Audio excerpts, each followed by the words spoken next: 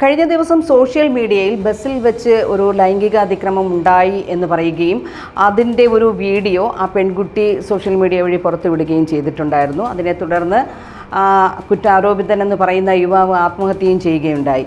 ഇതിനെ തുടർന്ന് ഈ നടപടിയെ എതിർത്തുകൊണ്ടും അനുകൂലിച്ചുകൊണ്ടുമൊക്കെ ഒരുപാട് വാർത്തകൾ ഇന്ന് നമ്മൾ കേൾക്കുകയുണ്ടായിട്ടുണ്ട്. പക്ഷേ ഈ വാർത്തയെ ചൊല്ലി ഇപ്പോൾ എന്തും വിളിച്ച് പറയുന്ന നമ്മുടെ ഭാഗ്യലക്ഷ്മി ചേച്ചിയും പ്രതികരിച്ചിരിക്കുകയാണ്. സോഷ്യൽ മീഡിയയിലൂടെ ഭാഗ്യലക്ഷ്മി ചേച്ചിയും പ്രതികരിച്ചിരിക്കുകയാണ്. ചേച്ചി പറയുന്നത് വേറൊന്നുമല്ല, ഈ വാർത്ത പബ്ലിഷ് ആക്കിയവരും പിന്നെ ഇതിനെ ചൊല്ലി ഒരുപാട് പ്രതികരണങ്ങൾ, അതായത് മോശം പ്രതികരണങ്ങൾ അയക്കുകയും ഈ പ്രതികരണത്തിലൂടെ ആണ് ആ പയ്യൻ ആത്മഹത്യ ചെയ്യുകയും ചെയ്തത് എന്നാണ് പറയുന്നത്. അങ്ങനെയാണെങ്കിൽ ഇങ്ങനെ ഇത്തരത്തിൽ വീഡിയോ പബ്ലിഷ് ചെയ്തവരും അതിനെ മോശം കമൻറ്റ് ചെയ്തവരുമാണ് ഈ മരണത്തിന് ഉത്തരവാദികളെന്നാണ് ചേച്ചി പറയുന്നത്. മാത്രമല്ല ചേച്ചി പറയുന്ന വേറൊരു കാര്യം സത്യമാണ്. അതായത് ബസ്സിൽ യാത്ര ചെയ്യുന്ന സ്ത്രീകളാണെങ്കിൽ അവരെല്ലാം തന്നെ ഇത്തരത്തിലുള്ള ഒരു ദുരനുഭവത്തിന് സാക്ഷികളാകേണ്ടി വന്നിട്ടുണ്ട് പലപ്പോഴും. കാരണം ഇത്തരത്തിലുള്ള ഞരമ്പ് എന്ന് പറയുന്ന ആൾക്കാർ ബസ്സിലെന്നല്ല എവിടെയും ഉണ്ട്. പക്ഷേ ബസ്സിൽ വെച്ച് നമുക്ക് ഇത്തരം മോശം അനുഭവം ഉണ്ടാകുമ്പോൾ ആദ്യം നമ്മൾ എന്താണ് ചെയ്യുന്നത്?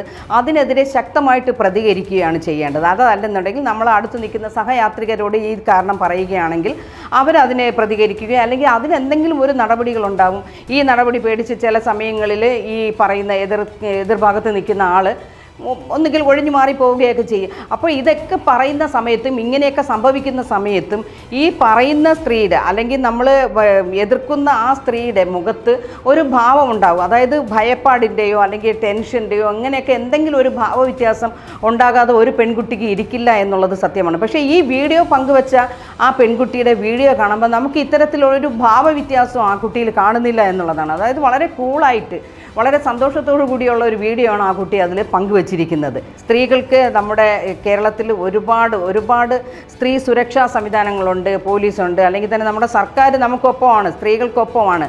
സ്ത്രീകൾക്ക് എന്ത് ആപത്തുണ്ടായാലും എന്ത് വിഷയങ്ങളുണ്ടായാലും സർക്കാർ ശക്തമായി തന്നെ സ്ത്രീയുടെ കൂടെ നിന്നുകൊണ്ട് അത് പ്രതികരിക്കുന്നുണ്ട്. അപ്പോൾ ഇങ്ങനെയൊക്കെ ഉള്ള സാഹചര്യത്തിൽ നമ്മൾ നിയമത്തിൻ്റെ രീതിയിൽ അല്ലെങ്കിൽ നിയമത്തിൻ്റെ വഴിയിലൂടെ മുന്നോട്ട് പോകുന്നതായിരിക്കും ശരി എന്നാണ് തോന്നുന്നത്.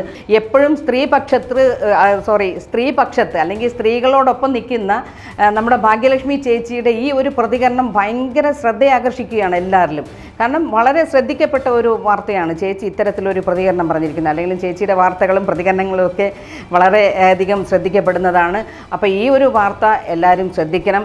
ഇത്തരത്തിലുള്ള പ്രതികരണങ്ങൾ, അതായത് ഒരു കണ്ടൻറ്റിന് താഴെയുള്ള പ്രതികരണങ്ങൾ ഇടുമ്പോഴത്തേക്ക് നമ്മൾ കുറച്ചും കൂടി ഒന്ന് അലർട്ടാവുന്നത് നന്നായിരിക്കും.